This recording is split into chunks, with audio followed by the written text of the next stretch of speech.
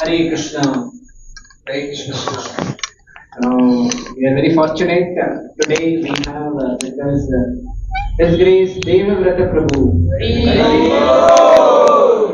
So His Grace Devavrata Prabhu has been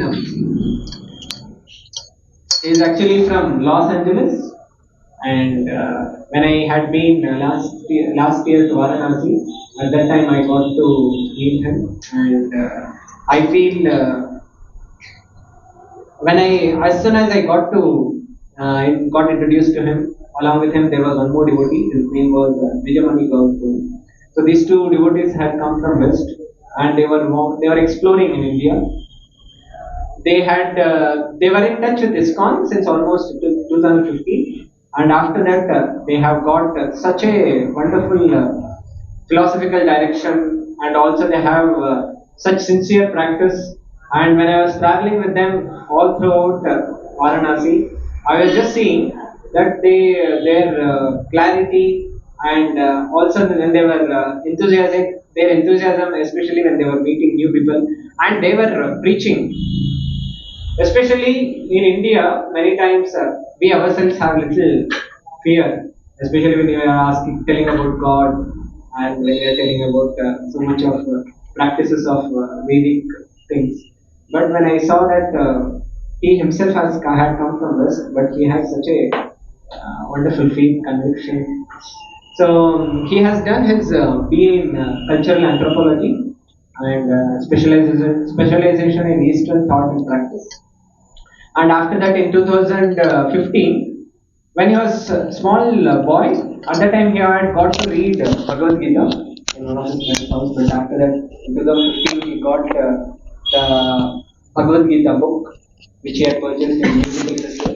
And after that, since that time, 2017, he decided that now he wants to dedicate his life to practice this philosophy. And after that, he had dedicated himself to the monk in Los Angeles. And after that, he took also initiation in 2018 from his Grace Vaisheshika Buddha. And since that time, he has been traveling around United States, distributing this Vedic literatures to various college students and so many people around.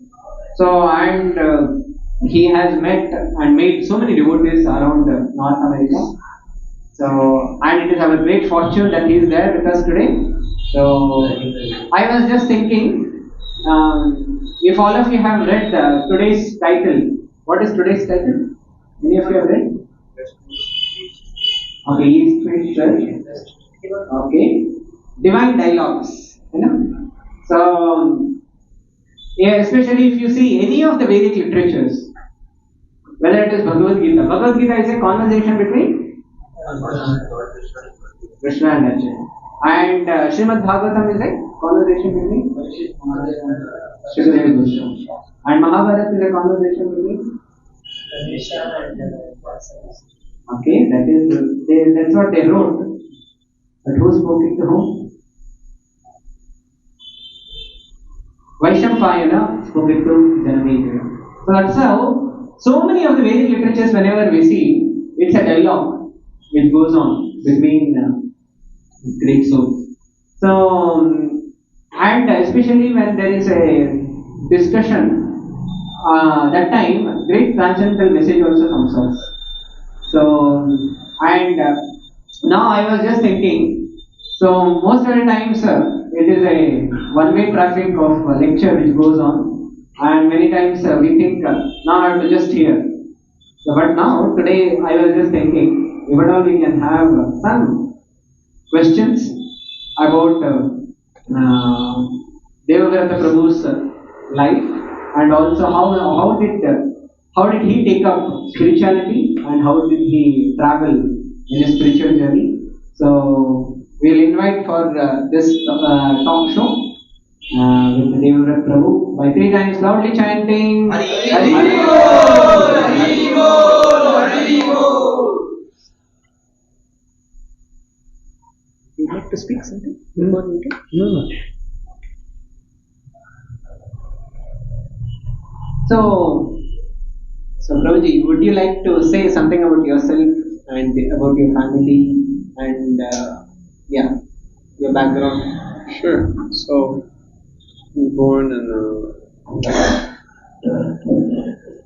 I was born in Portland, Oregon, and which is near Seattle, Washington, if anyone knows where that is. I grew up in a good family, pretty materially well off.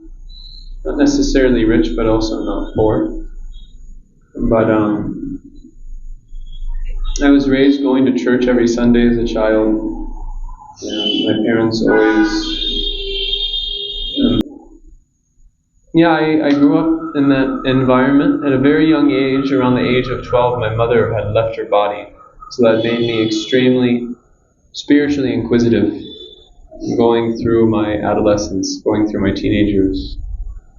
And I had read many books, but I was very interested to know what the ultimate purpose of life actually was. So I think that's brief. Maybe you can expand. Yeah. So we would like to know how did because usually in the West people are more interested in what people are more interested in rock and roll, drugs. So this is what US is famous for. But how did you get in touch with spirituality, and how did you come to ISKCON? Well, like I said, I was very spiritually inquisitive, and it's not that I wasn't being exposed to rock and roll and drugs and sense gratification. That was all there. But I would say that all of that wasn't very satisfying to the heart. There wasn't enough happiness that was coming from those activities. So, there's more people coming, I think. So, I had been reading many spiritual books at that point, trying to understand what the value of life actually was. And in the process of trying to understand what the value of life was, I was reading many different things. And of all the books that I'd read, the book that attracted me the most was the Bhagavad Gita. So I had seen a copy of Bhagavad Gita at a friend's house when I was 17. I read the first chapter, but I couldn't understand anything that was being said. But it was Prabhupada's Bhagavad Gita, actually. I specifically remember the cover. It was Prabhupada's Bhagavad Gita. But I couldn't understand any of it. And I don't think I was reading the purports. I think I was skipping the purports. I think the purports were like a bit too dense for me at that time. I wasn't able to process it all. I wasn't even able to process the original text. But I remember reading it. I definitely remember reading it. It was definitely a strong impression it left. Not that I could appreciate the impression it left then, but I'd always remember that I'd read it, that I'd read a little bit of it. I remember the exact day and I remember the circumstance. Actually, it was interesting. My friend and I, we were hanging out at this house that was kind of an interesting place.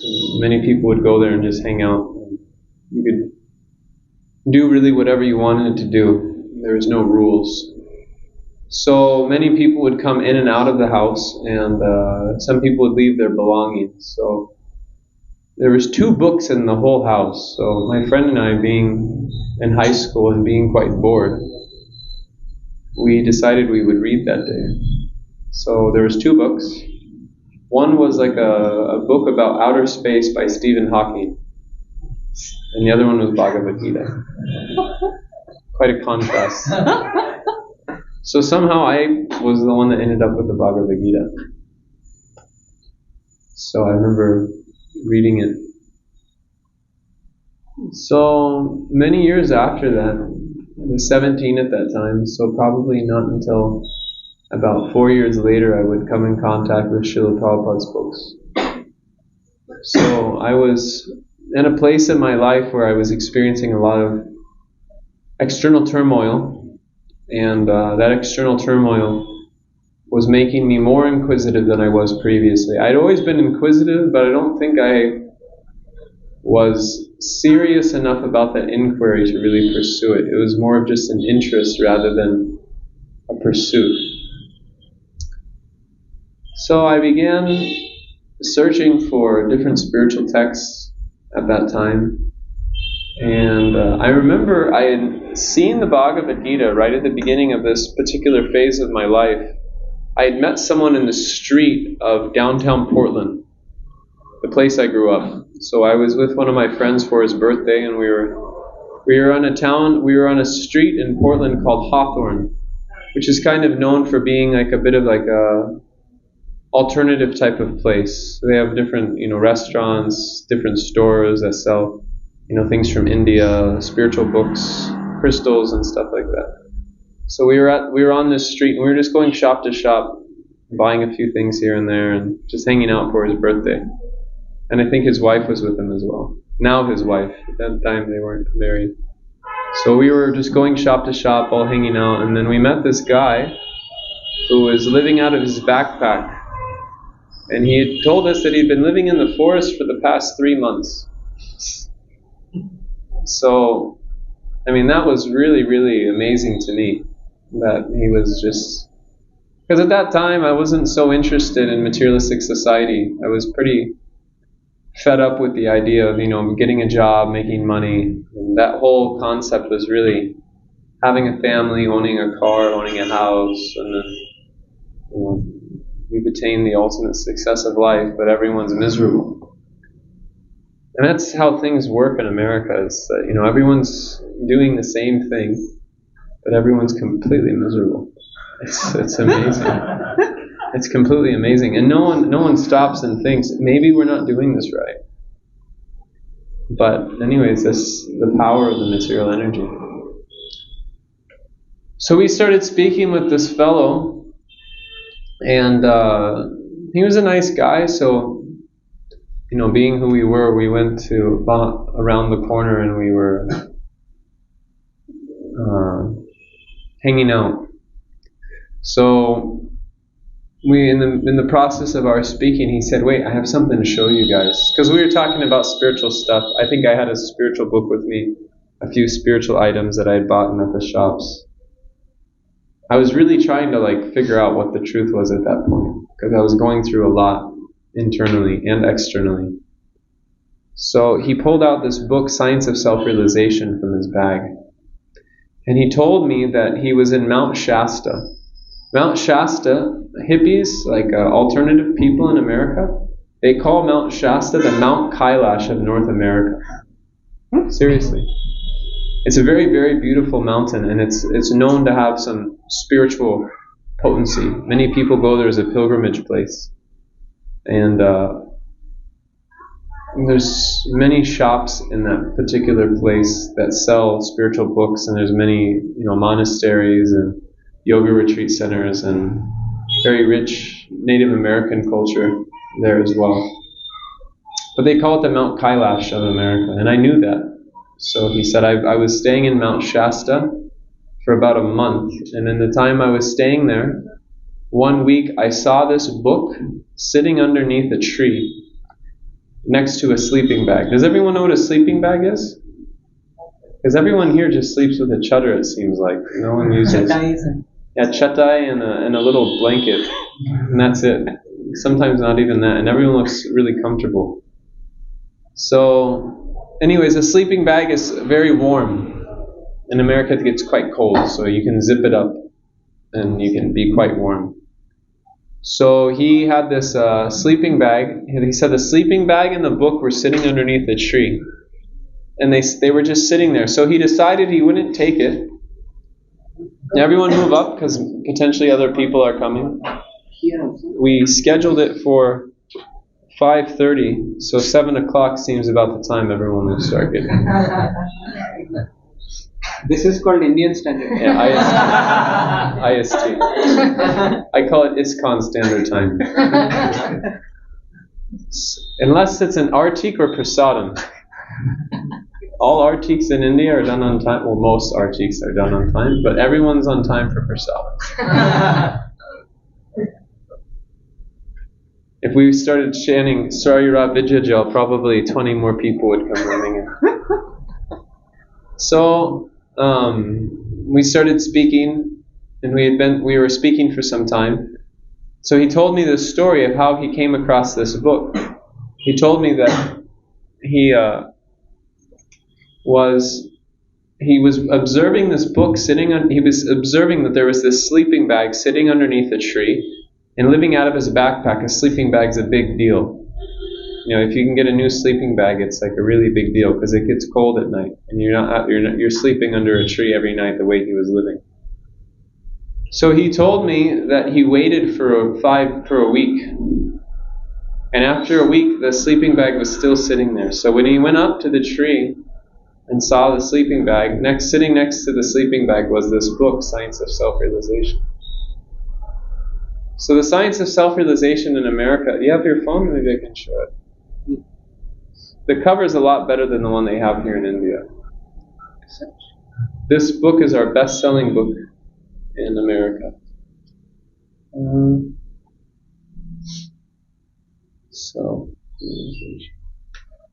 see if I can find a good image. You can all see this? You can all see that? It's a picture of the Paramatma with the atom. So it's Shirodakshai Vishnu. Shirodakshai Vishnu enters into every atom of creation. So that was the cover. It's a very attractive, very, very beautiful. You become very enchanted by the image. So I was immediately attracted to the book, and I remember I opened up the book, and the pictures and the content, I remember thinking that whatever's in this book, it must be true. But it was his personal copy, and he wasn't in a mood of giving it, but he just showed it to us. It left such a powerful impression in my consciousness that about 6 months later, I was going through even more than I was when I first met him. At that time, I was going through a lot, and then things just kind of intensified. Maybe Saturn was influencing my life at that time. But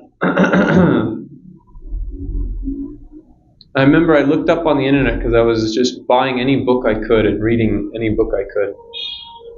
I remember looking up that book on the internet, Science of Self-Realization, and I remember as soon as I opened up the page, I just closed it because someone's calling me. Just bring it, I'll ignore the call, just see who it is.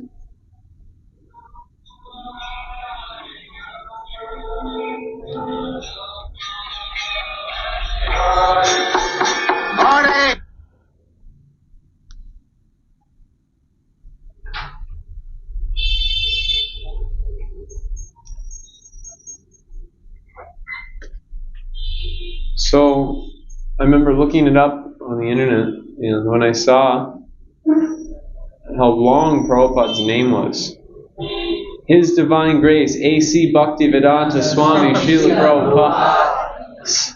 Whoa! It's a long name, so I closed the page because his name was so long. But anyways, that book it was like haunting me like a ghost, you could say. That image was always in my head, and the name of the book was always in my head, Science of Self-Realization.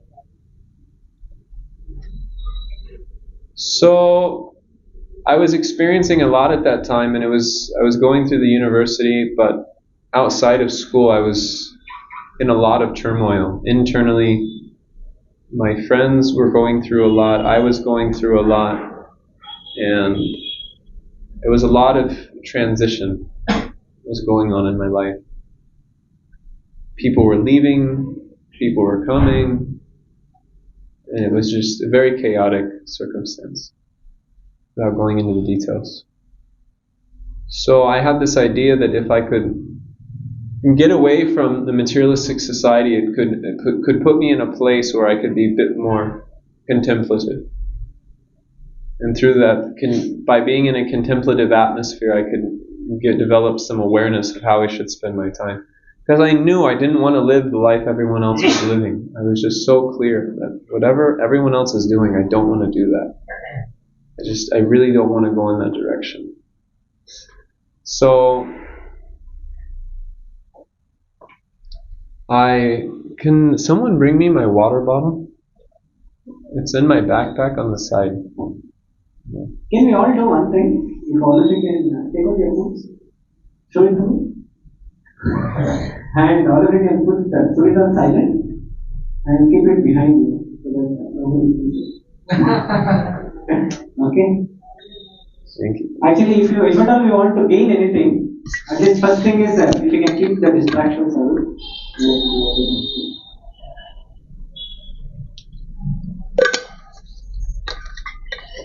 So, I had made arrangements to go live. My friend recommended that I go live with his family friends in Northern California.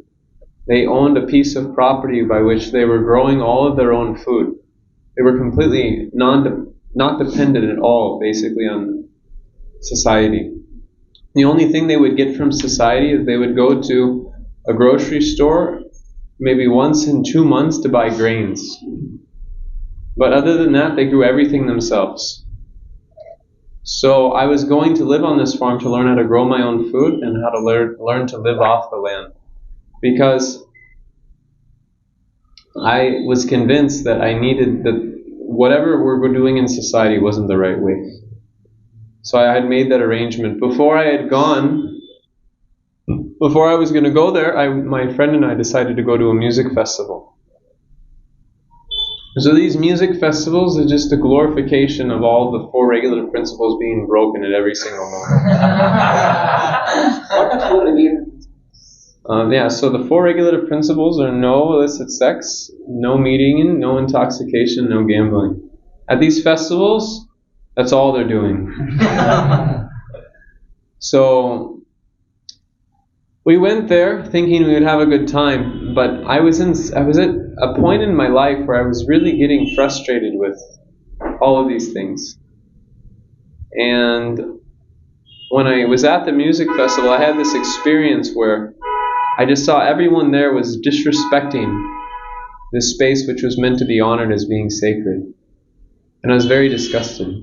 Very, very disgusted. So I went back to my campground because we were staying outside. It was like an overnight festival, so we were staying outside, and I had this like a rope bed. It's called a hammock in America. I still haven't gotten a name for it in India. They have them here, but no one's told me what they're called. Like a swing. Like a swing. On the tree they hang it and they sleep. Yeah. You've seen this before? I've seen them in India. Don't tell me they're not here. I know they are. So I was sitting there and I was laying in my hammock and I was praying, because at this point I was really open to anything. If there was a God, if there was no God, whatever was out there, I just wanted some direction. So I just prayed. And like I said, my parents raised me to believe in God, so I just prayed. I wasn't really convinced of what I was hearing in Christianity, but I had a sense that God must exist. So I just prayed, laying in my hammock. I just prayed, God, if there is a God, please just show me a path. I want to surrender. I really just want to surrender.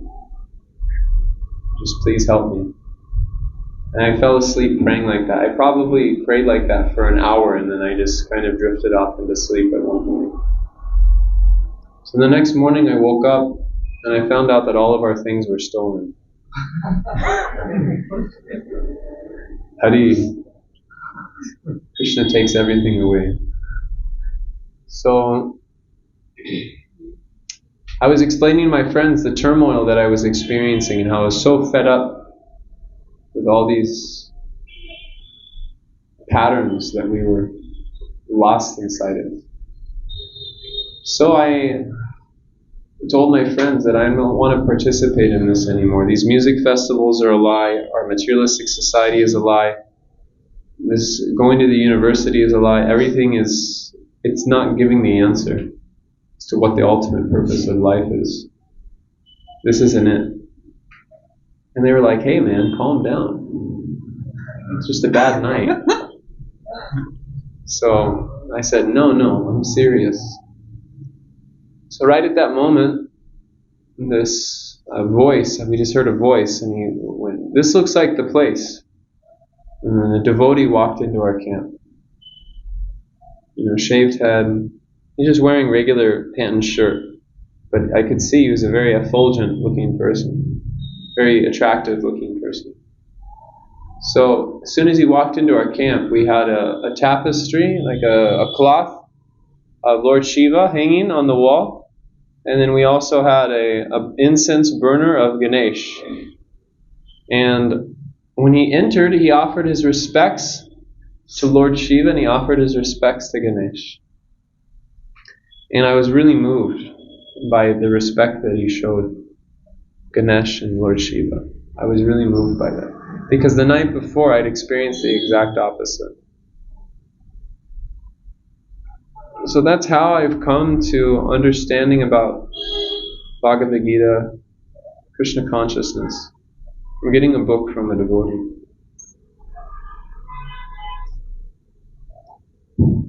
So, Prabhuji, you mentioned about how, especially when you are in the United States, and at that time you went into the point of utter frustration at one point of level. So, but we see most of the times in India it is a dream. The dream is that I want to go to United States, I want to earn dollar note, I want to increase my bungalow and estate, and then I consider myself great. And this is Indian flight.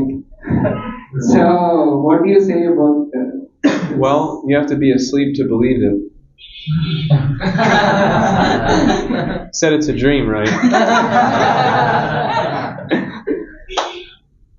Yeah, it's a dream. So you have to be asleep to believe it. What does scripture say about this? Can you repeat your question again? That this idea of, because most of the times we are all after considering ourselves to be great when I acquire material possessions or positions or acquire material wealth. But they do not bring that happiness and satisfaction. Yeah. That brings in so much of frustration. So even though it is acquired, but what does Bhagavad Gita or what does scripture say? Krishna explains in the Bhagavad Gita, Yehi samsparsa japroga dukkha yonaya evate advayam panta kaunteya nate suramate buddha. That a wise person, they don't make a big deal after chasing after the sense objects. Because they know that when the senses interact with those sense objects, the byproduct is not happiness. The byproduct is suffering. Krishna says dukkha yonaya. It's a womb of suffering, actually. So those who are wise, they don't make extra endeavor for the acquisition of material paraphernalia. Atyahara prayasascha. This is explained by a great saint from Vrindavan named Srila Rupa Goswami. He gives 6 principles which are unfavorable for the advancement of spiritual life. And of those 6 principles, the first that he mentions is Atyahara. Atyahara means Atyahara. So ahara means food. Atyahara means overeating. Yeah, overeating food. But the acharyas have explained that Atyahara not only means just the tongue, but it means any sense. So it's not only just to overeat for the belly and the tongue, but to overindulge in any particular sense object, or to want to enjoy any particular sense object. That propensity has to be given up. Because in the attempt to try to find happiness in that which is temporary, one ultimately becomes frustrated. So this is due to ignorance. This frustration is due to ignorance, because one is trying to find happiness on a false platform of who they are. So Krishna explains in the Bhagavad Gita, who are we? He explains, Bhumir napanalo vayu, kaham manapurevacha, ahankara iti yame, binam prakritirastata.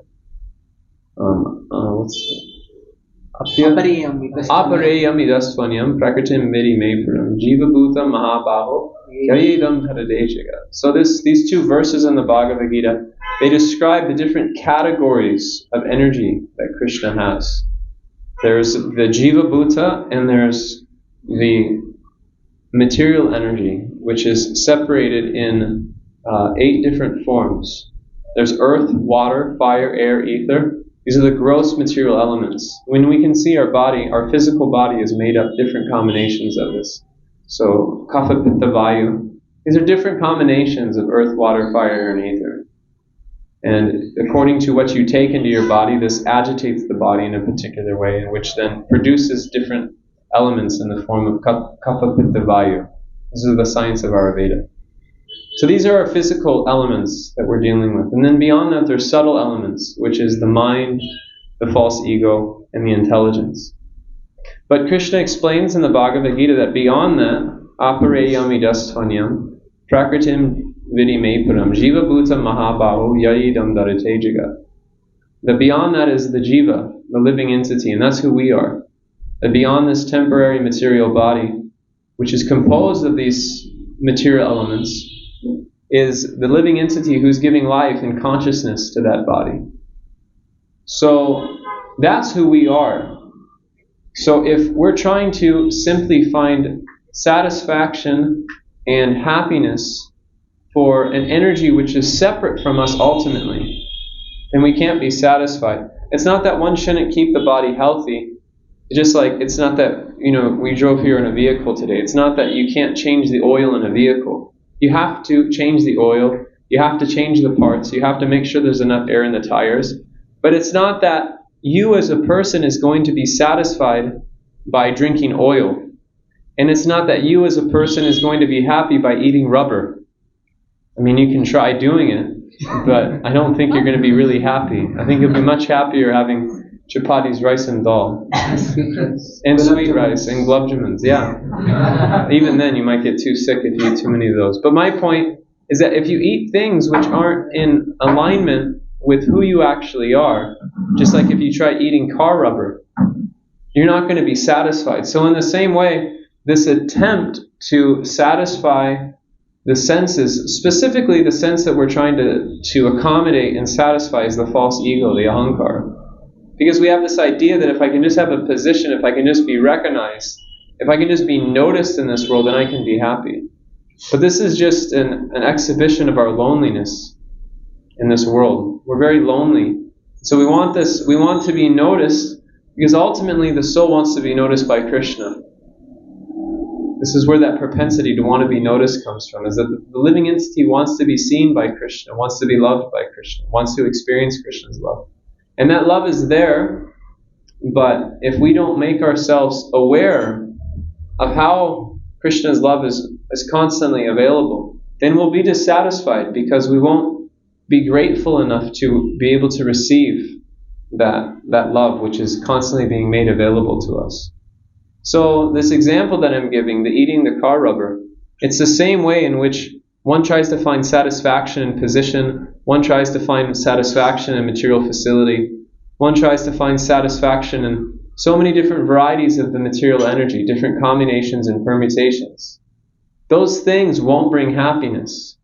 The only thing that can bring happiness is understanding yourself as consciousness, and understanding that I'm categorically different from the material body that I have. So the happiness which I am in need of is categorically different from the needs of the body.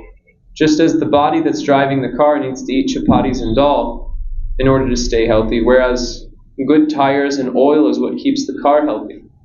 So similarly, the consciousness requires something else. The consciousness requires something much deeper. So this is what the scriptures of India have been pointing at for thousands of years. Atato Brahma Jignasya. Inquire into what is that happiness. Because your nature is anandamaya bhyasat. You're naturally pleasure-seeking. But when you try to find pleasure on the platform of the body, you're reposing happiness in the wrong direction. Just like if one has a bird in a cage, and one spends all their time simply cleaning the cage and they don't feed the bird.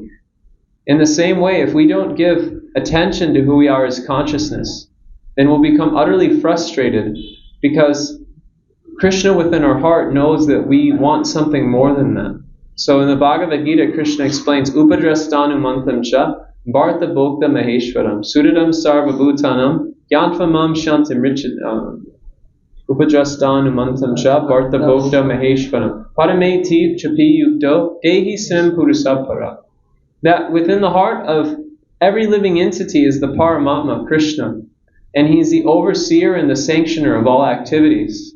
So this dissatisfaction that one feels in the course of their material activities, this anxiety that one feels in the course of their activities, this is Krishna prompting us from within the heart that this isn't it.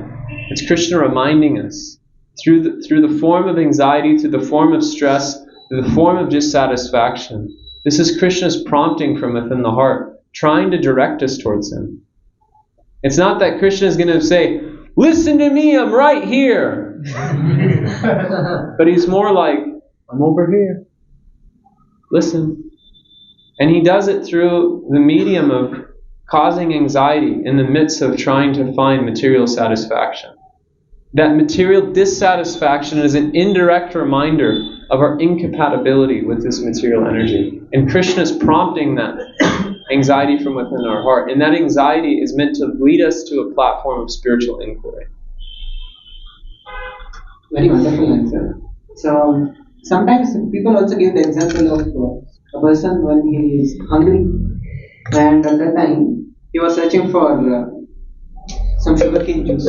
At that time, instead of searching for sugarcane juice, he got a bamboo and he started biting. Yeah. And he was thinking that that bamboo is going to give some juice.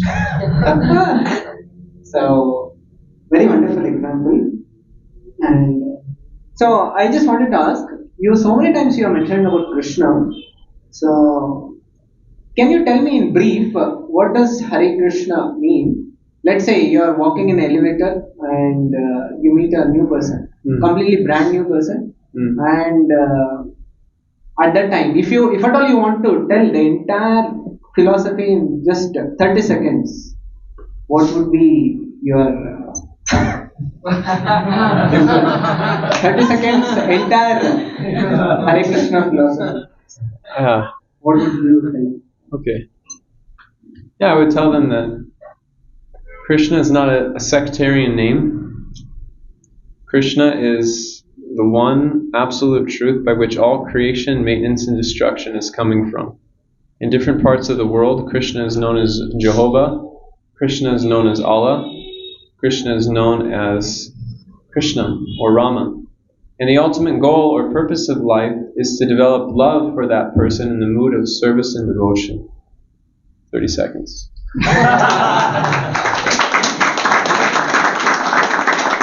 Already mentioned about who is Krishna, and across all religions, the Krishna is the same, and also our goal is to develop ultimately connection with Krishna, and also develop and also render service. And if I got another extra 5 seconds, I would say that the primary way for developing that love is calling on Krishna's names through the chanting of Hare Krishna.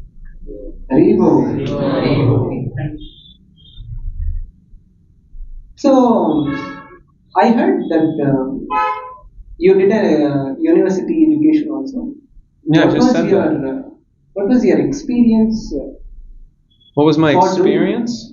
For university education? Well, it was a waste of time. I went to the university not necessarily to get a job. I went to the university because, like I said, my mother passed away when I was quite young. So my father had this self-fulfilling prophecy that I had to go to the university in order to bring some legacy to my mother, because she would have always wanted me to go to college. So I went there very begrudgingly, but I told them very frankly that, you're not going to be happy with how I do this. I'm going to go there for the purpose of getting knowledge and getting an education. I'm not interested in learning, developing skills to work a job. I told him that directly. I said, all right, fine. Because he thinks, anyways, he'll grow out of it. Here I am now, nearly 30 years old. But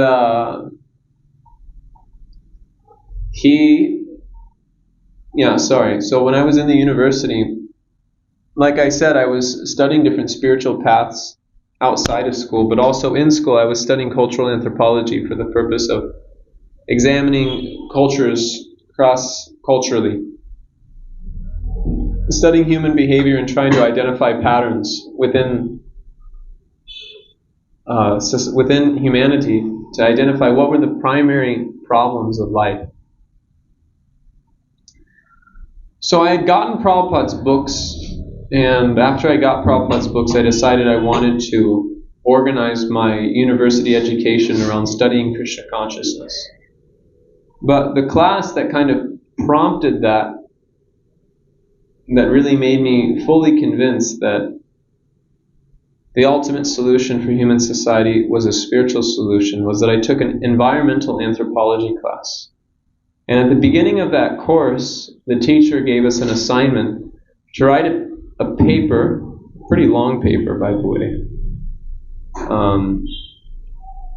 about an environmental crisis taking place in the world and providing a solution to that problem. And he told us at the beginning that none of you, he said the majority of you will not pass this test.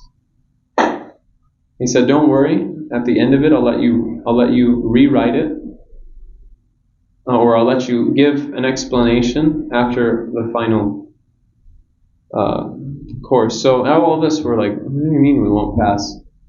So I forget what I wrote about, but I remember, actually I think I was able to get out of writing it because I did a different project. But regardless, the point that he was making through that project was that we wrote our papers, or we did our project, and at the end of it we were supposed to provide a solution, but then we all didn't pass because there was a point that he was trying to draw out, that unless one was able to identify this point that he was trying to bring out, he wasn't going to pass the students. So the point that he was trying to bring out was that in any environmental problem that you find within the world, any solution that you provide to that problem, inherent within that solution are other problems. So for instance, right now in America, we have an exponential increase in these Tesla cars. I don't think they've come to India yet, but they're becoming huge in America. Like everyone has a Tesla now. And America is looking like India in the sense that in the 1960s, the only car you saw in India was an Ambassador. Now in America, it's like every car you see is a Tesla. It's so much. So anyways, these Teslas, although they are like supposed to be an vehicle, electrically powered vehicle, and they don't run on any petrol, the resources which they need in order to make those cars is creating just as much of an environmental crisis as the harvesting of fossil fuels. So although they seem to create a solution externally, there's other problems which are embedded within that solution. So this is the point that he was going to draw out. At that point, I completely lost all faith in a university education. Because, it was a nice idea, it was a good concept, but people are suffering and we're just here banging our heads against the wall, talking about problems that don't have any solutions. Like what is the point of, what's the use of our time doing this? So that really made me focus on studying a spiritual path. So I came to the conclusion at the end of my university education that the underlying problem of any culture in society was birth, death, old age, and disease. And that any culture which is refined to any degree has paths or processes by which one can go beyond these four types of suffering. And this is manifested in different ways according to the realization of that culture. So, like Native Americans, they have an understanding of the Great Spirit, which is like Brahman. And then in other parts in the world, they have an understanding that all entities are sacred. It's an understanding of Paramatma. And then in India, you have the full spectrum of everything.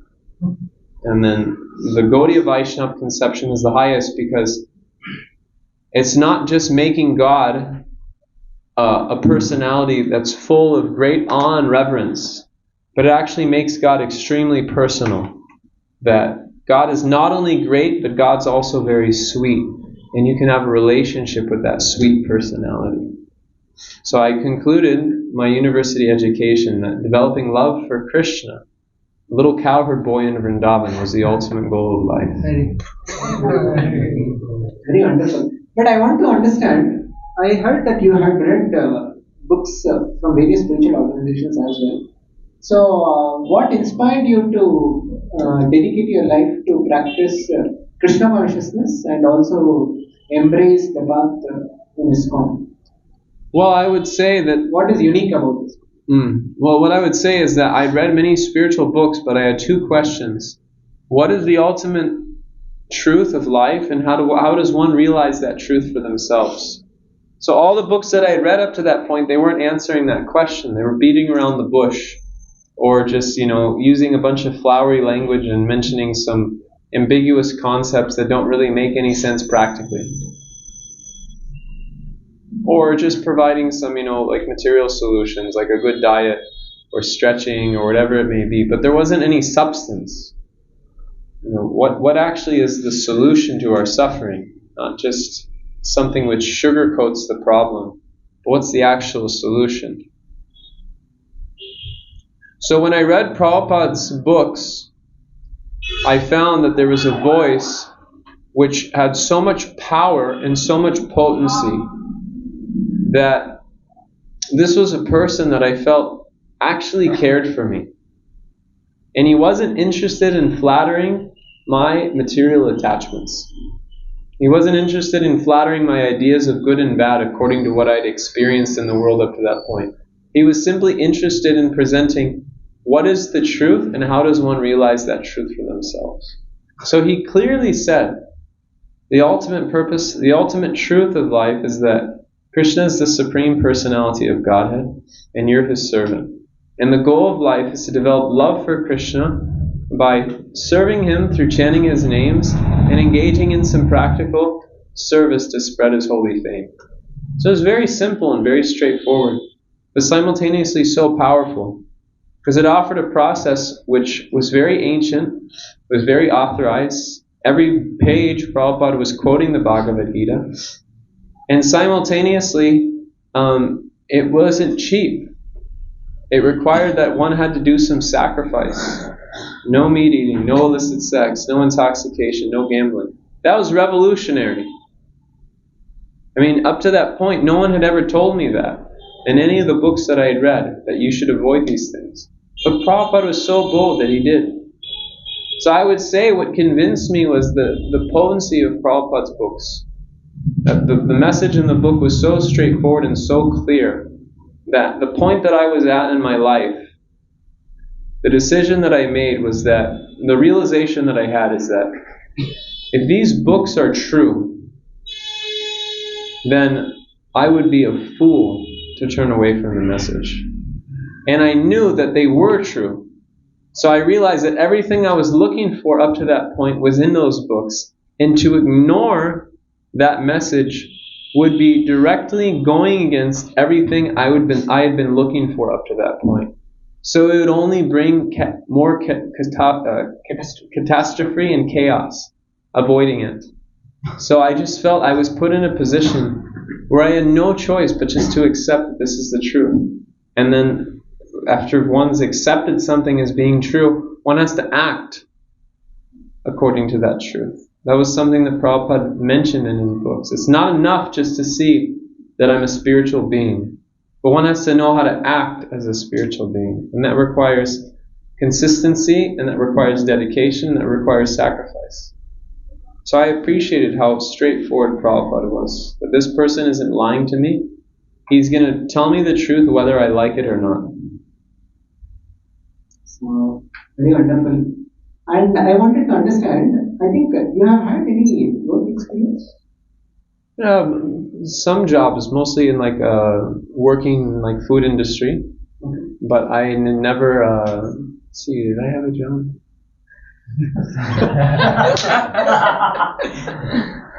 I don't think I've ever worked. So, but I would like to ask, is it that if at all we are coming to ISKCON and practicing Krishna consciousness and spirituality, does it mean that we need to also become like these monks and we are not supposed to do kirya? So, why did you choose Because Krishna spirituality can also be practiced being at home and also along with career. So why did you choose this path? Well, everyone has different psychophysiological natures that need to be accommodated according to who they are. And I remember when I was on my spiritual quest, I told one of my friends that I think I want to become a monk. So I was very clear about that even before I got Prabhupada's books. And I remember when I told them that, they said, "That's great, but I don't think I want to do that." I said, "I don't think I'm ready for that." But I knew I wanted full dedication to a path. Full focus, full absorption, full commitment and dedication. I wanted to just be completely focused. So I felt that after, like I said, after reading Prabhupada's books, I felt there was no turning back for me internally. That it was, for me, it meant giving my life and soul, because it's everything I'd been looking for up to that point. I wanted to give myself completely to a spiritual path. But, people come to Krishna consciousness for various different reasons. And some people come for the purpose of dedicating themselves. And they want to dedicate themselves, but they may feel that in order to facilitate that dedication, the atmosphere of having a family and having children can help them become more enthusiastic in their spiritual practice. So it's not that everyone within ISKCON is a monk. Actually, very few members of ISKCON are actually monks. I think in India we have maybe 6,000 brahmacharis, but there's about 20,000 plus, 50,000 plus devotees maybe. Yeah. So how many do you think in India? Ram Bhakta Prabhu, you know. No statistics. No statistic. Because they are adding on. Yeah. Ever increasing. Jayakilak Swami Maharaj himself has around 50,000 disciples. He has 75,000 disciples. Most of them grastas. Yeah, most of them grihastas. So that gives a good idea. But in ISKCON in general, it is less than 1%. Yeah, less than 1% will actually be monks. And then what to speak of those monks who become sannyasis? Very few percentage. And that's how it is in any spiritual community, is that you'll have a few souls who are dedicated monastic practitioners, and they're meant to give inspiration to other parts of the society through their example and through their purity. And then the majority of people will be people who have families, who have children, and they work in society, but they live by pure spiritual principles. So, according to what is one's nature, some people may have the inclination that they want to give themselves completely to serving Krishna as a brahmachari or as a sannyasi. And then others may have an inclination that they want to give themselves to Krishna, but they want the comforts of having a family and having children. But it's not that you're going to be comfortable having a wife and children. That's also challenging. Just as being a brahmachari is challenging, being a sannyasi is challenging, being a grihasta has its own challenges. Any way of life is going to be challenging. Ram Bhakta, is this true? Yes, definitely. Only the varieties change. Yeah. Varieties of bean. Flavor of ice cream. Yeah, the flavor changes. So it's not that being a grihasta is necessarily easy. And actually the scriptures say it can be harder. But it's not that being a brahmachari is easy, and it's not that being a sannyasi is easy. They're all full of challenges. But tapo divyam pura kayena shattam suryeta yasmat brahmasaukyam tvananta. That anything great that is achieved within this world can only be achieved through great austerity, through great sacrifice, and through great penance. That goes for one materially, and that goes for one spiritually. You ask any IIT topper how hard they've worked to come to that position. They have given hours and hours and hours of study to come to be that position. So what to speak of spiritual life, which is a lot more refined than just punching in numbers on a computer. It requires dedication, it requires focus. So whether one's a grihasta, whether one's a brahmachari, whether one's a sannyasi, there's going to be challenges. Those challenges only help us become more focused and more dedicated towards capturing the essence of what a spiritual practice is supposed to be. As we are all youth, so can you tell us how to make goals in life? So what all aspects are we supposed to include? So Srila Prabhupada, in the second chapter of the Bhagavad Gita, in his commentary, he says that unhappiness in life is due to lack of a sufficient goal. So most people in this world, due to a false conception of who they are, they make goals in relationship to the material body. I want to have a big house. I want to have lots of money. I want to have a beautiful wife. I want this. I want that. All in relationship to the material body. But the Shastra, the Vedas of India, they don't recommend that you set goals simply around your family. It's not that you can't have goals for material prosperity. That can be there. But those are secondary to the ultimate purpose of your life. The ultimate purpose of your life has to be the attainment of love for Krishna. You may be living with a wife, you may be living with children, you may be owning a business, you may be doing so many things. But you're organizing all of those facilities for the purpose of realizing your relationship with Krishna. Your business, the money is used to glorify the Lord in your home or to glorify the Lord in the temple. Your wife, she's assisting you in developing your love for Krishna, and you're assisting her in developing her love for Krishna. In this way, the husband and wife cooperate. And you raise the children in such a way that they can become Krishna conscious. So it's not that one can't have material goals. It's not that one can't be materially ambitious. But while dealing with the many, one should not forget the one. You understand this? While dealing with the many, don't forget the one. So although you may have so many material responsibilities, although you may have so many material inclinations,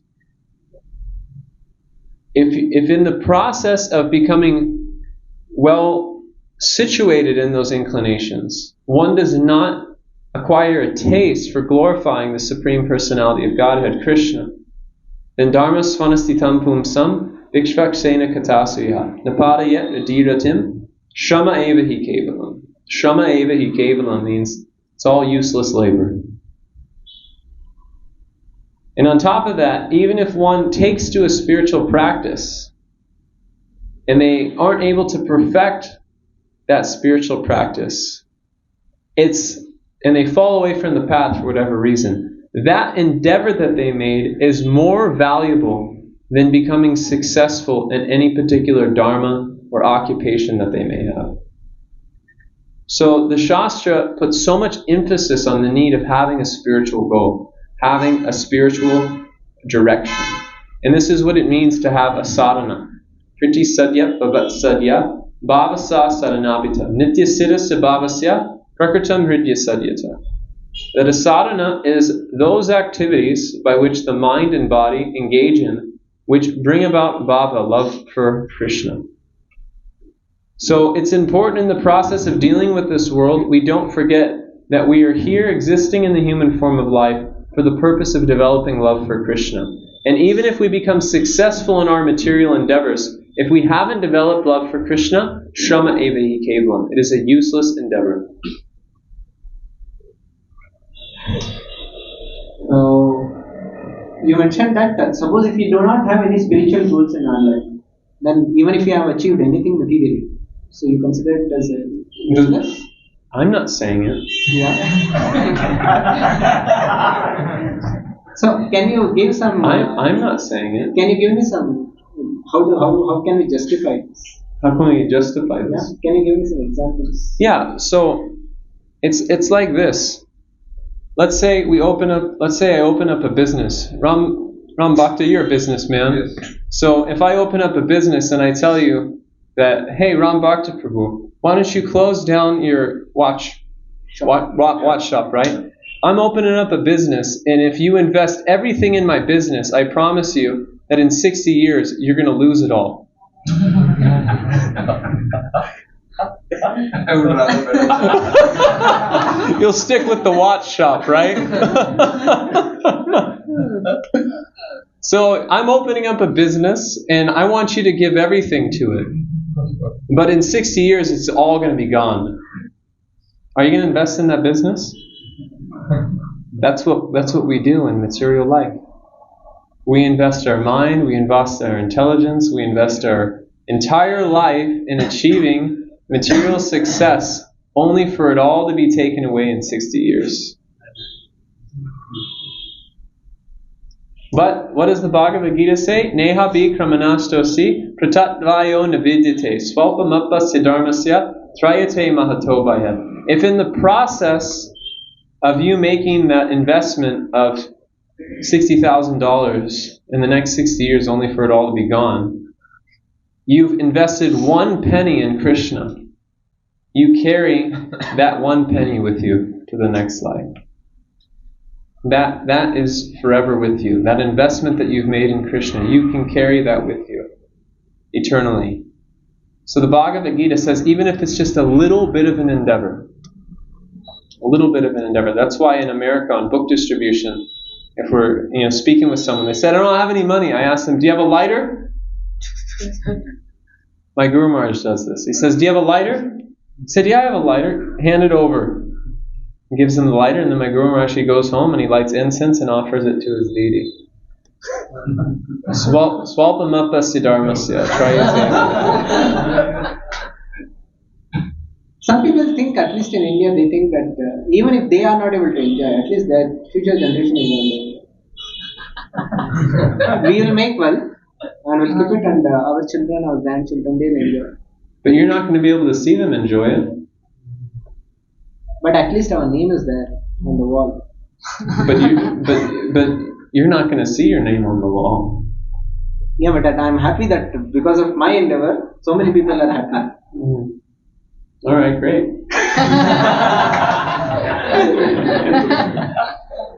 Congratulations.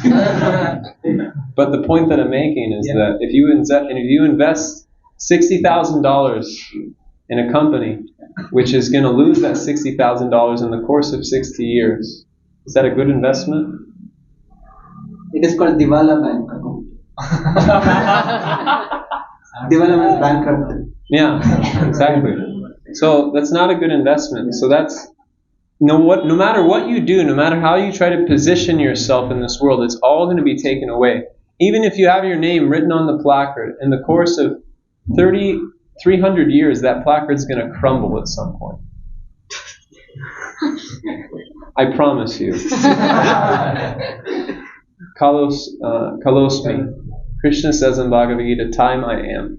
And that everyone is being devoured by the mouth of time. So no matter how much you're able to situate your family in a comfortable position, they're still going to make discomfort. Why? Because the nature of this world is not what you want. The nature of this world is written on the label. Just like if you go to any shop out here on the road, and what is it called? Pawn shop. Yeah, pawn shop. Yeah, people really like it in Varanasi, I notice. So you go to a pawn shop, and every pawn package, at least that I've seen, has this picture of some guy's jaw falling off. Have you guys seen this? Yes. Yeah, and it says, caution, causes cancer. Right? So in the same way, when one's entering the material world, they're falling from the spiritual world. Written on the label of the material world, Krishna has written in Sanskrit, Dukalayam Ashashvatam. That this material world is miserable and it's temporary. So no matter how you try to adjust your material circumstances for yourself or for your family, everyone is going to meet with temporary and miserable circumstances at one point or another. And there's nothing you can do about it. So, I would like to learn a little more about your daily schedule. What do you do from the time you get up and till the time you sleep? And by the way, what time you get up? It depends on where I'm at. Today I woke up at 4. In general, I try to wait. In general, if I'm like in a steady place, which isn't a lot of the time, but let's say when I'm in Los Angeles, I wake up at 3 every morning, I bathe, and generally I'm chanting by 3:30. From 3:30 to 4:30, I chant. 4:30 I go to Mangalartik, and then after Mangalartik I continue to chant, and before 7 I finish 16 rounds of the Hare Krishna Maha Mantra. Okay, why do we chant 16 rounds? That's what's been recommended by Srila Prabhupada. Actually, we're supposed to chant all the time. Kirtaniya Sadahib. But many people aren't able to do that. So Srila Prabhupada has made an adjustment in such a way that we can chant 16 rounds a day and have spiritual strength. So then after that, after chanting, I attend Srimad Bhagavatam class, hear the message of the Srimad Bhagavatam, then take breakfast. And then depending on where I'm at, I may have meetings that I have to do with different devotees in the ashram. And I go on book distribution, or I go on college preaching. And then I study. And then around 8 o'clock or 9, I take rest. To put it simply.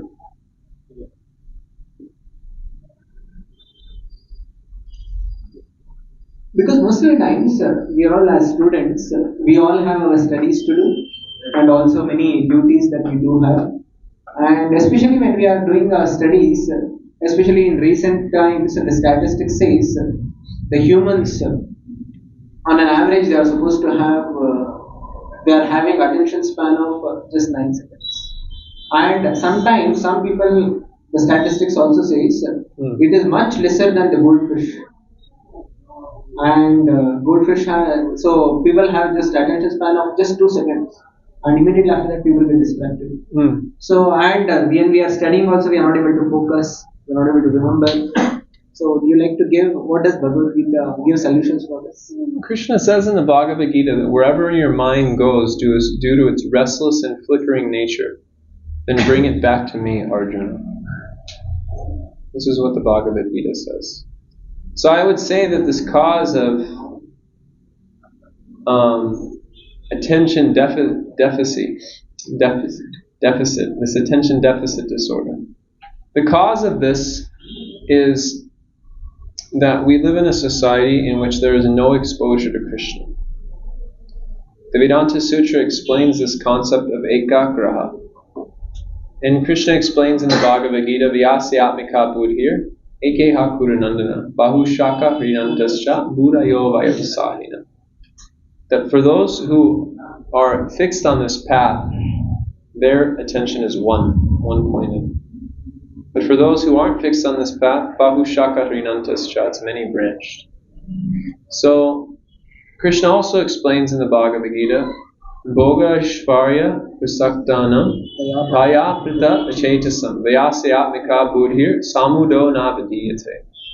That one who's too much absorbed in Bhoga, material enjoyment, and Aishvarya, enjoying the material opulence which comes, their attention can never be fixed because their mind is constantly disturbed by material desires. They're never satisfied because Krishna in the heart won't let them be satisfied.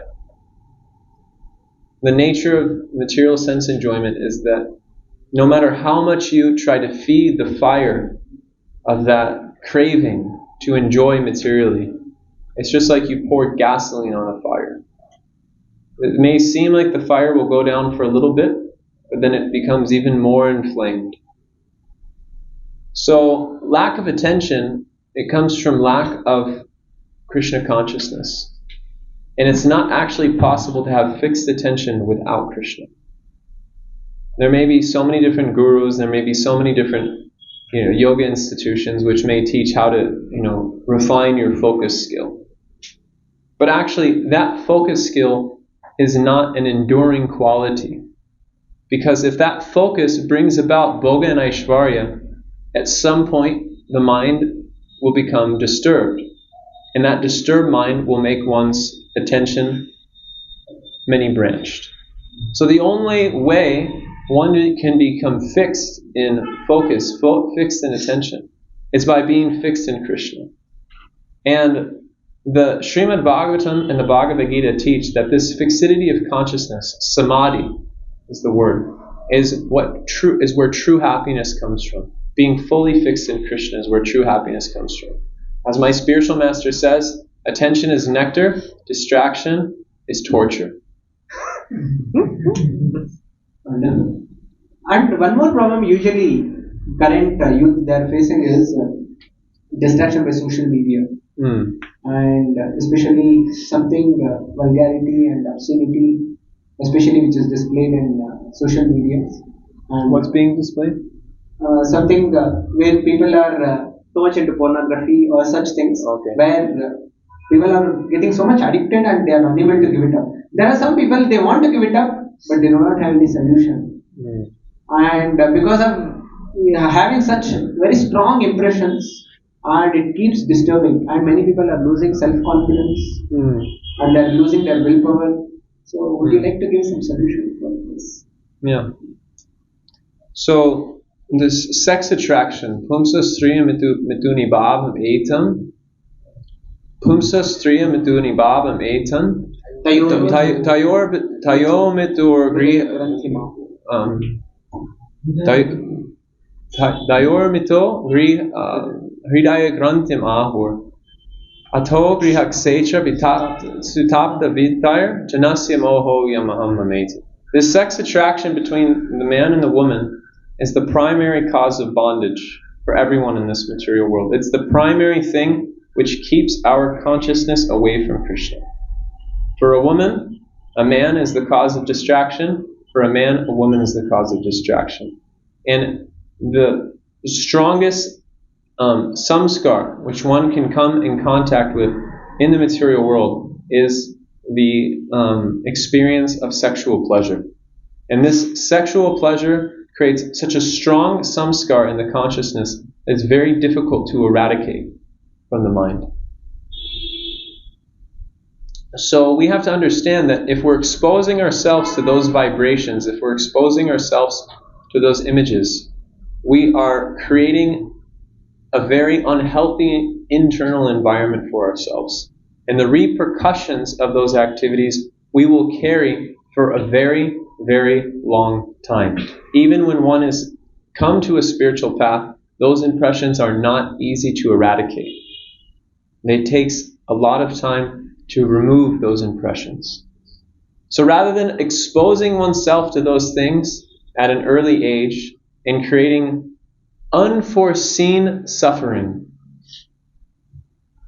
one of Srila Prabhupada's godfathers, Bhakti Pramod Puri Maharaj, she said that illicit sex is the cause of unforeseen misery.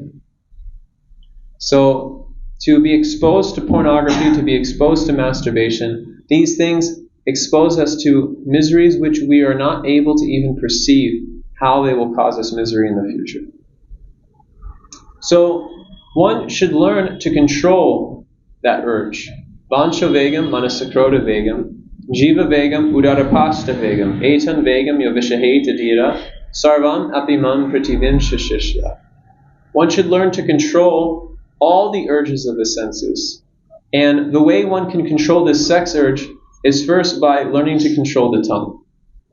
Learning to control the tongue means learning to only speak about Krishna and only take Krishna prasad. And then from controlling the tongue, one can begin to control the belly, which means one learns to not overeat. When one eats in a regulated and balanced way and eats foods which are of a sattvic nature, not too spicy, not too oily, and not too sweet. When one eats those types of foods which are of a sattvic nature, it creates a very peaceful atmosphere for the stomach.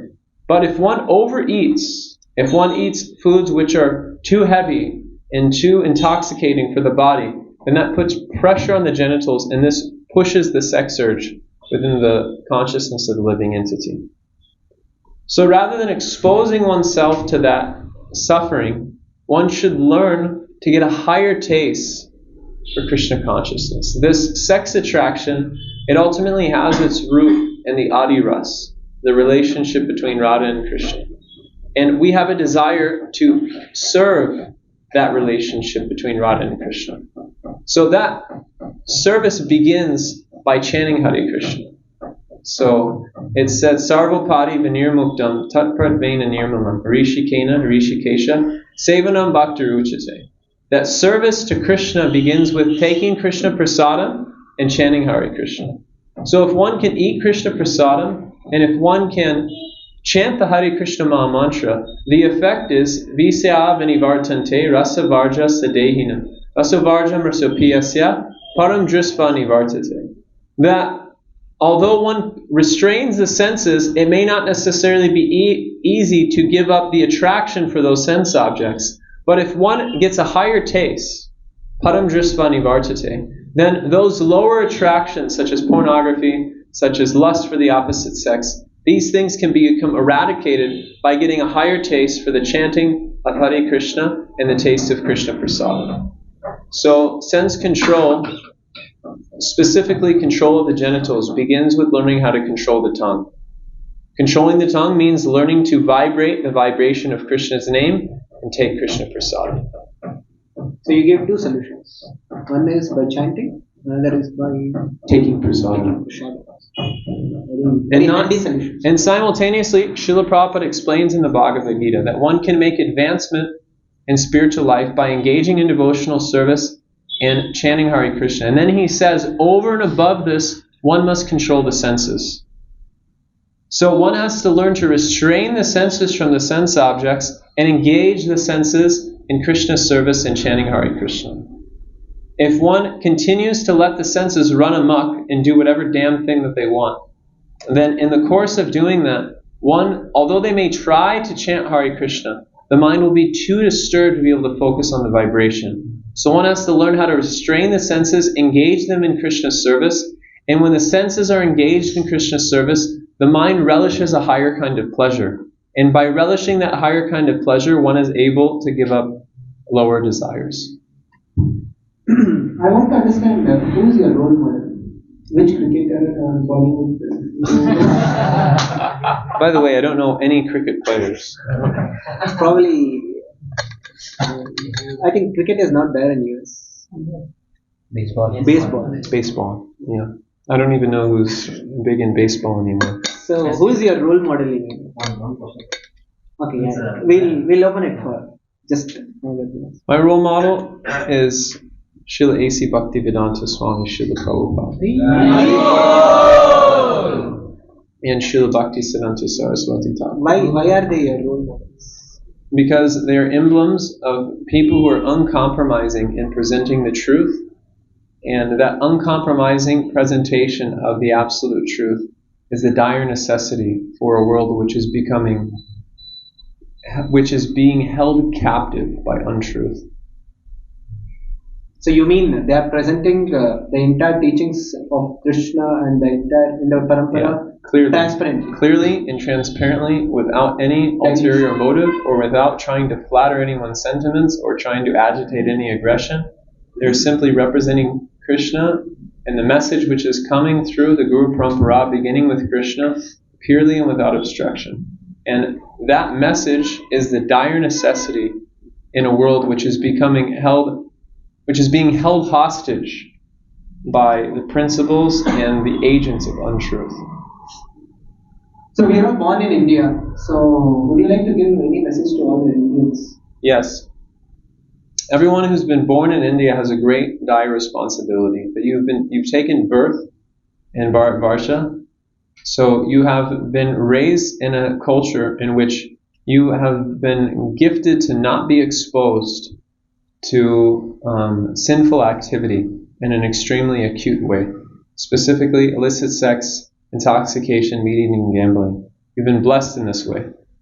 And if you can take advantage of that upbringing and utilize it in the service of Krishna, then you can become empowered to share the message of Krishna with the entire world.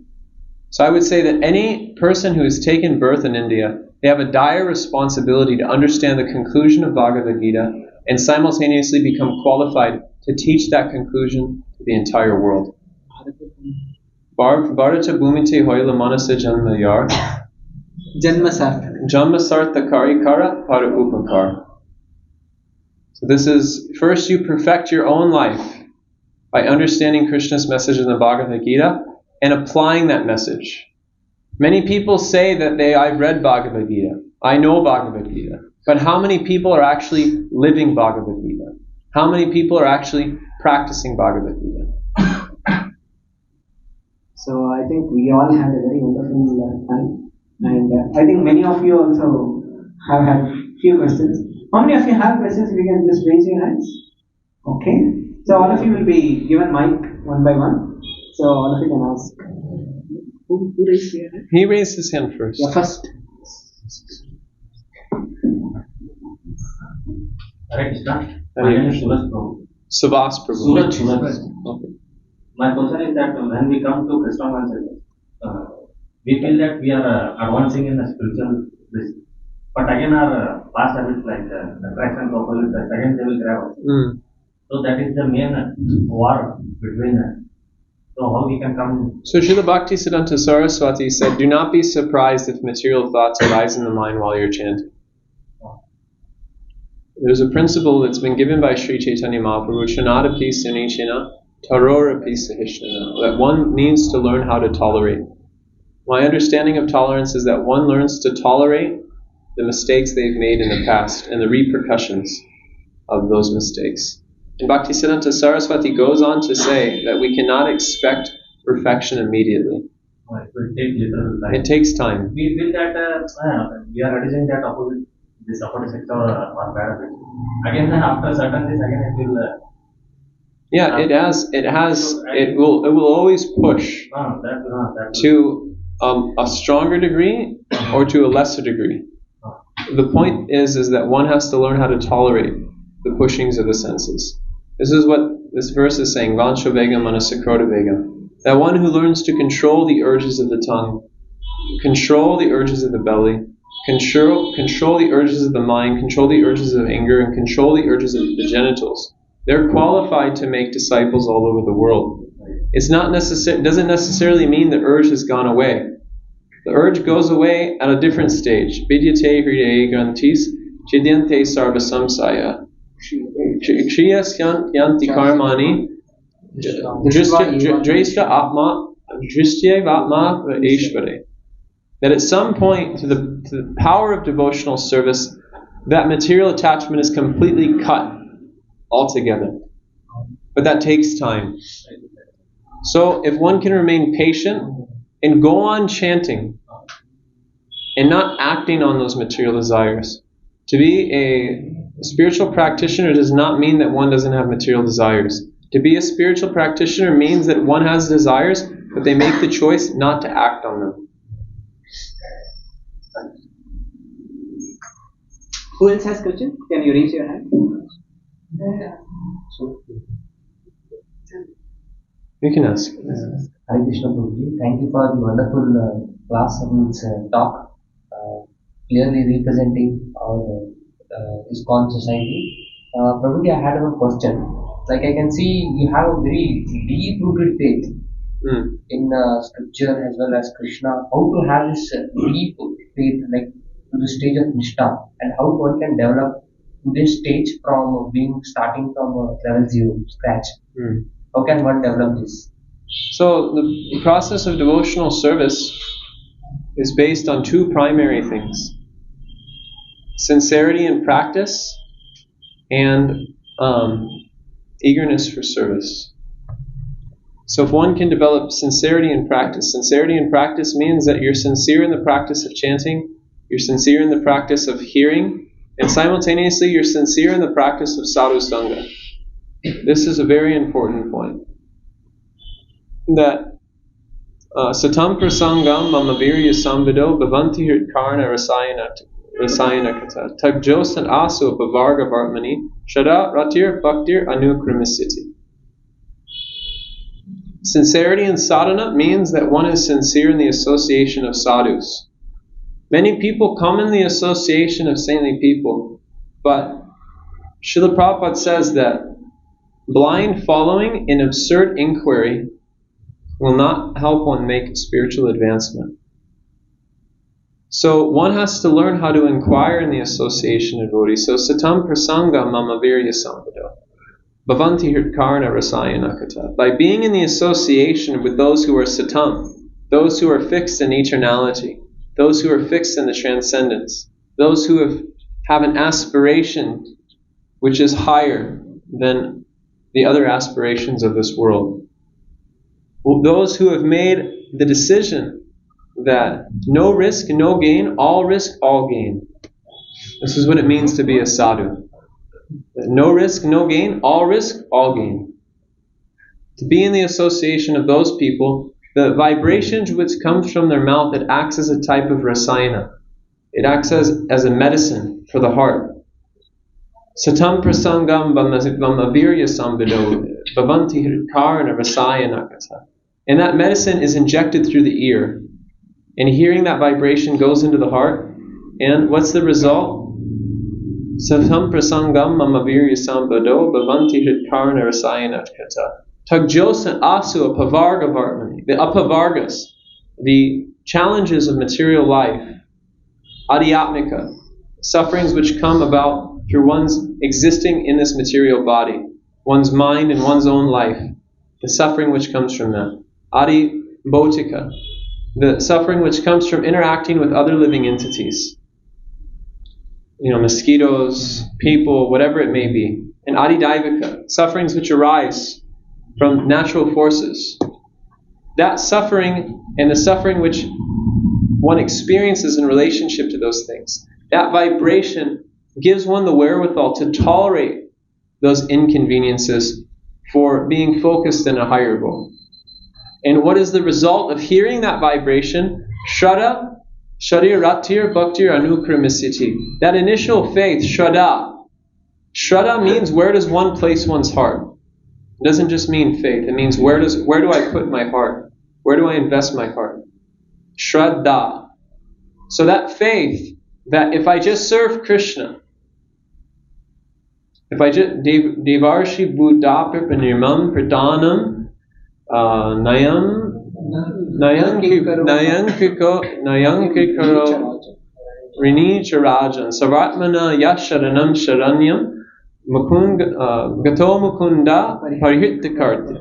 That if I serve Krishna, my debts to the devas, my debts to the forefathers, my debts to society, my debts to the sages, my debts to practically anything in existence, to my debts to my parents, I no longer am responsible for reimbursing those debts because I've accepted Gato Mukunda Parihrittikarta. I've made this the ultimate goal of my life. So one who has that faith, and they hear about this type of faith in the association of sadhus who've made the decision, all risk, all gain, for Krishna. They've made this decision within themselves. One who hears that vibration with sincerity, the natural byproduct of having heard that message is Shraddha Ratir Bhaktir Anukramisiti. That one goes from having faith to having attachment to having genuine love for Krishna. So the science of making advancement in devotional service means learning how to associate with sadhus. And learning how to associate with sadhus means learning how to hear the vibrations which emanate from them with attention. Who will have questions? Can you raise your hand?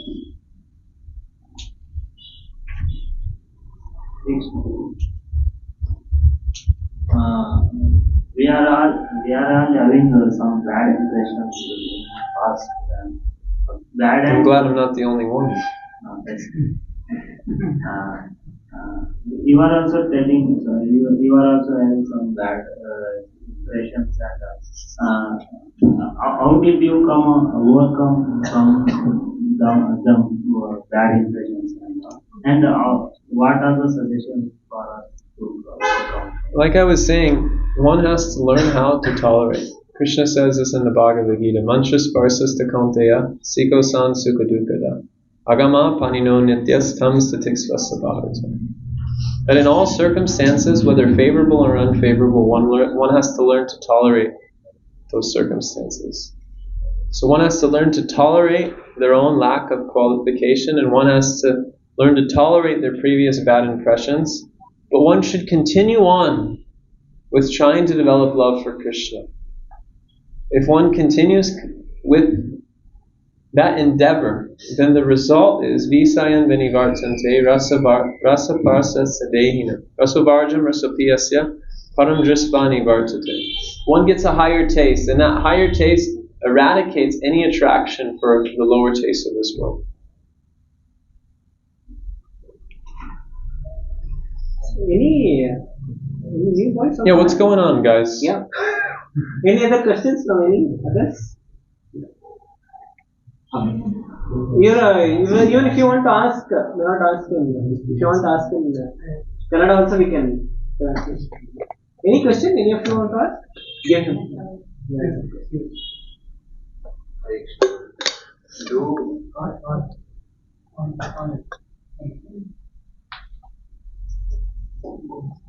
Do Krishna forgive all our bad things and what we did for things in past? Hindi? Hindi? You can ask in Hindi. I think it'd be easy. You can ask in Hindi.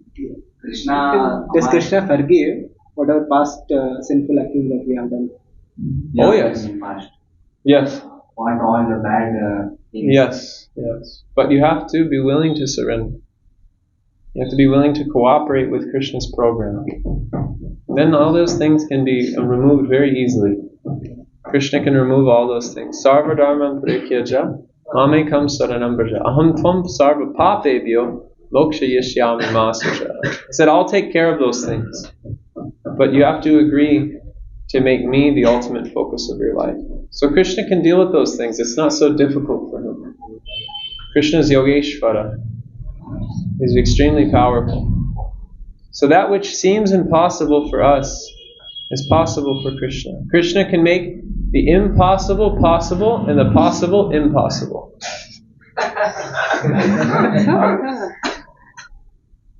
That's Krishna. And if you want to ask any other question, please. You can feel free to ask. Okay, he also wants to ask. After you. So I had a question in my mind long before. So imagine if you are in a situation, you are in a COVID time. At that time, a devotee, a pure devotee of Lord, he is in COVID, means he is COVID positive. And that time he calls you and he gives you prasadam. So the prasadam, it is given by pure devotee, so he can't resist that. So you have to take that. That is a one part. And other part, you have some service few days. So if you take that prasadam, you will fall ill and you can't attend that service, which is also given by other pure devotees. You can give it to a cow. And then wash your hands. Yeah. It's not that you have to be. We can heat it and take.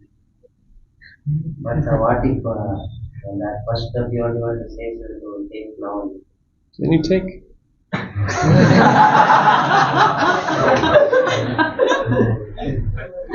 I mean, I don't know what to say. I don't know what to say. The main thing that you're supposed to get from a pure devotee isn't necessarily the prasadam that comes from their hand, but the prasadam which comes from their mouth. That's the main thing. So when they're giving that prasadam, you just wear a mask.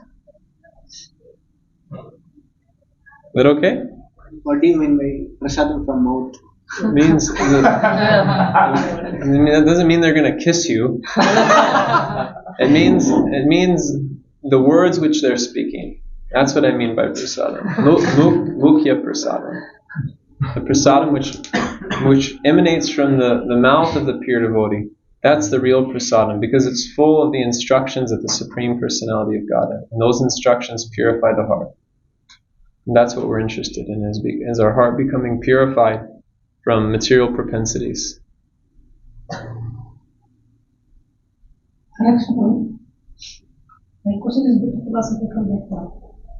Worshipping personal gods and worshipping impersonal gods. What's that? Personal and impersonal. What's greater? This is asked in the Bhagavad Gita. Arjuna asks Krishna this question in the Bhagavad Gita. He says, should I worship your personal form or your impersonal form?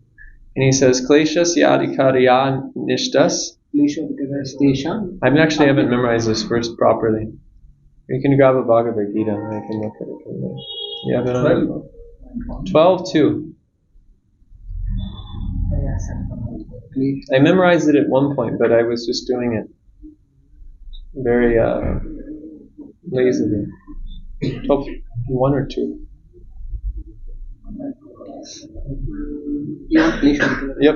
So Krishna says in the Bhagavad Gita, Klesho dikaras tesam avyakta shakta chetasam avyakta hi gatir dukam dehavadbir evaptite. So Krishna says in the Bhagavad Gita, for those whose minds are attached to the unmanifested impersonal feature of the Supreme, advancement is very troublesome. To make progress in that discipline is always difficult for those who are embodied.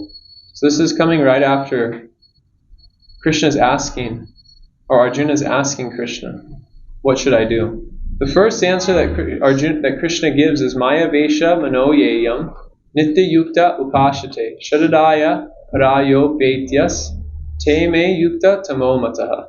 The Supreme Personality of God had said, those who fix their minds on my personal form and are always engaged in worshipping me with great and transcendental faith are considered by me to be the most perfect. So Krishna himself in the Bhagavad Gita is not recommending impersonal meditation or impersonal approach to the Supreme. He's saying that to those who fix their mind on me in my personal form, they're the most perfectly situated. And for those who make the choice, for whatever reason, to approach the impersonal form, kleshat dikaritas tesham avyakta shakta chetasam avyakta hi gatir gupam dehat vapir avaptite. That path is full of kleshas. It's full of difficulties.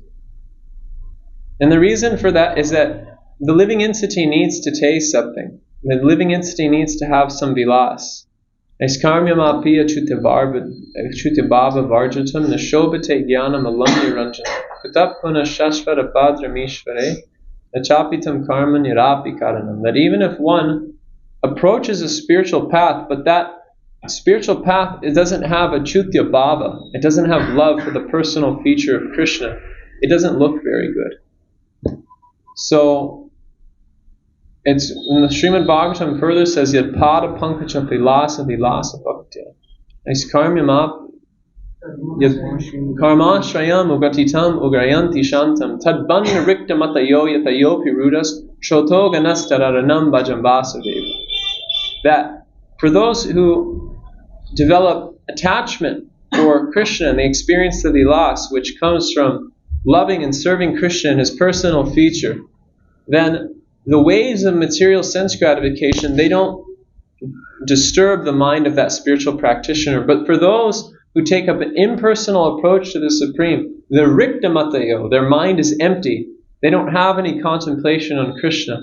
So because they don't have any contemplation on Krishna, when the waves of material desires come into their mind, they become overwhelmed by those desires. They are not able to stop the force of those waves.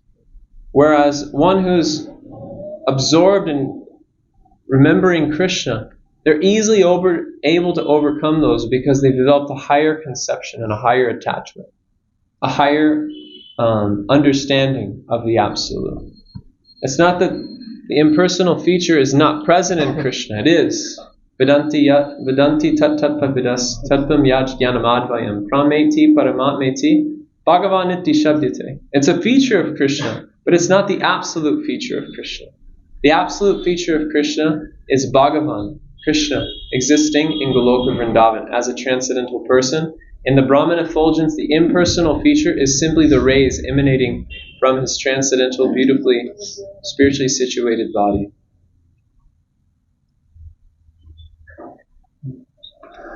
I think we are late. So, I think we can ask during Prashadam time. No, I won't. I'll take rest immediately. I won't take Prasad. Okay. I know, but I won't be present during Prasad. Yeah, I can make yours. So we'll have your question. It's 8:30, and we'll happy to teach them in Shala. So we will take it later. He can ask just real quick. Okay. Yes. He is very eager. Yes.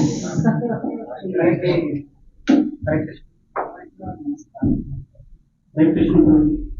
In the American people, now situation is how to influence the Indian or Hindu spiritual side. I'm sorry, I didn't understand your question. Can you repeat it again? Hindi or Kannada? America ಜನರು ಭಾರತೀಯ ಜನರ ಸಂಸ್ಕೃತಿಯನ್ನ ಮತ್ತು Hindu spiritual science ಅನ್ನ ಹೇಗೆ ಒಪ್ಪಿಕೊಂಡಿದ್ದಾರೆ? So how are Americans accepting Hindu or Indian spiritual culture? Well, what do you mean by that? ಹೇಗೆ ಅಂತ ಹೇಳಿದ್ರೆ ಯಾಕೆ ಅವರು ತಗೊಳ್ತಾರೆ ಅಂತ ಹೇಗೆ ತಗೊಳ್ತಾರೆ? why are they accepting Indian spiritual Hmm. why are No, Westerners how do you mean that, the Indian spiritual culture? How do you mean that? so you have Christianity No, what does he mean by Indian ಏನ್ spiritual culture? ಪ್ರಶ್ನೆ ಕೇಳೋದು ಉದ್ದೇಶ ಏನು ಹೇಳ್ರಿ ಇದು? ಅಂದ್ರೆ ಅಮೆರಿಕದಲ್ಲೆಲ್ಲ Hindu spiritual ಧಾರ್ಮಿಕ ಕೇಂದ್ರಗಳಿದ್ದಾವೆ. ಈಗ ಕೃಷ್ಣ ಇಸ್ಕಾನ್ ಟೆಂಪಲ್ ಆಗಿರ್ಬೋದು, ಆಮೇಲೆ ರಾಮಕೃಷ್ಣ ಆಶ್ರಮ ಆಗಿರ್ಬೋದು, ಆಮೇಲೆ ವೇದಾಂತ ಸೆಂಟರ್ಸ್ ಇವೆಲ್ಲ ಇದ್ದಾವೆ. ಅವರು ಹೇಗೆ ಫಾಲೋ ಮಾಡ್ತಾ ಇದ್ದಾರೆ, ಅವರು ಹೇಗೆ ಆಕ್ಸೆಪ್ಟ್ ಮಾಡಿಕೊಂಡು ತಮ್ಮ ನಿತ್ಯ ಜೀವನದಲ್ಲಿ ಹಿಂದೂ ಸಂಸ್ಕೃತಿಯನ್ನು, ಭಾರತೀಯ ಸ್ಪಿರಿಚುವಲ್ ಸೈನ್ಸ್ ಅನ್ನ ಅವರು ಹೇಗೆ ಅಳವಡಿಸಿಕೊಂಡಿದ್ದಾರೆ? ಯಾರು ಅನ್ನಿಸ್ಕೊಂಡಿರೋದು? ಅಮೆರಿಕದಲ್ಲಿ ಅಮೆರಿಕದವರು ಬೇರೆ ಬೇರೆ ಆಧ್ಯಾತ್ಮಿಕ ಸಂಸ್ಥೆಗಳ ಅವರು ಹೇಗೆ ಅಳವಡಿಸ್ಕೊಳ್ತಾರೆ ಅವ್ರ ಜೀವನದಲ್ಲಿ? ಹೇಗೆ ಅಳವಡಿಸಿಕೊಂಡಿದ್ದಾರೆ? ಹೇಗೆ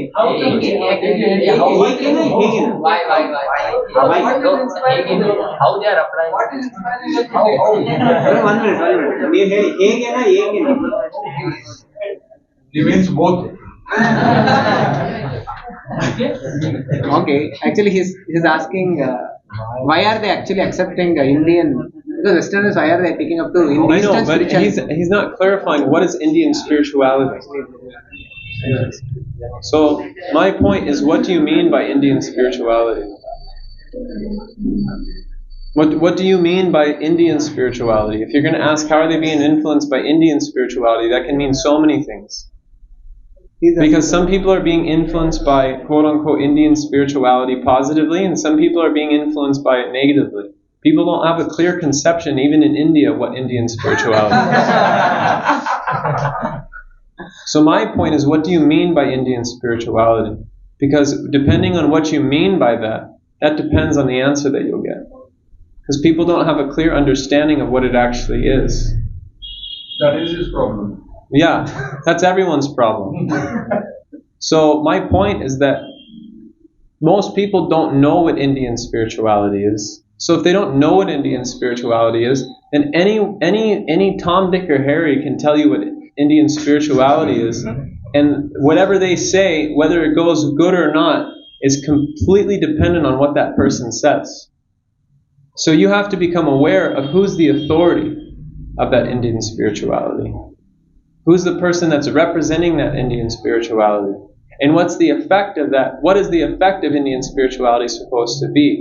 Because depending on who is speaking, it will highly influence the effect it has on people. There's so many people in India now, I'm not going to name any names, that are coming from India and they're speaking so many different things. But what's the practical effect it's having on people? And what is that practical effect in relationship to what the Srimad Bhagavatam says the practical effect is supposed to be? So we have to become aware as to who is representing what, and what is the conclusion of Shastra, and how is that conclusion being represented. Because if that conclusion is being represented properly, then the effect will be positive. But if the Shastra is not being represented, if Krishna is not being represented, but someone's just coming from India and saying that they're representing spirituality, the effect will be poisonous. Because people will become more confused than they are now. So due to this confusion, we see that most Indians have turned away from spirituality and they're going towards Western civilization. Because they're not getting a higher taste. They're not willing to live in an atmosphere which is, materially uncomfortable and simultaneously not have a clear spiritual direction.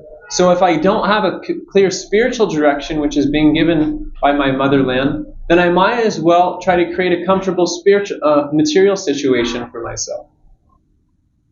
So that's the problem that's taking place in India, is that people don't have a clear understanding of what Indian spirituality is. And because they don't have that clear conception, they turn towards Western values.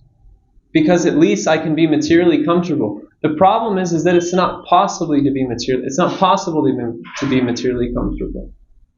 So we have to have a clear understanding as to what the conclusion of actual Indian spirituality is. And simultaneously, what is the effect of that knowledge supposed to be? Can I add to that? Very nice answer. Just 1 minute. Actually, the spirituality is not Indian. It is universal. Correct. So Indians, we do not know that it is spiritual, totally universal. There is problem. Indian spirituality that is for the whole Brahmanda. Sanatana Dharma is for the whole Brahmanda. That should Actually, Prabhu, if you can, we can talk little later. Yeah? Because for most of them, they had to go back. So if all of you have liked today's session, and if you all have liked today's wonderful and enlightening spiritual talk by His Grace Devavrata, please chant loudly 3 times.